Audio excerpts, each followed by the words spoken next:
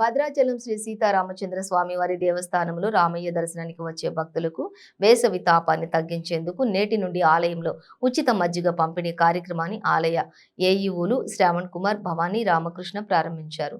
ఈ కార్యక్రమంలో superintendent Saibaba, sanitary inspector Ramarao, వేద పండితులు ప్రసాద్, కృష్ణమాచార్యులు తదితరులు పాల్గొన్నారు.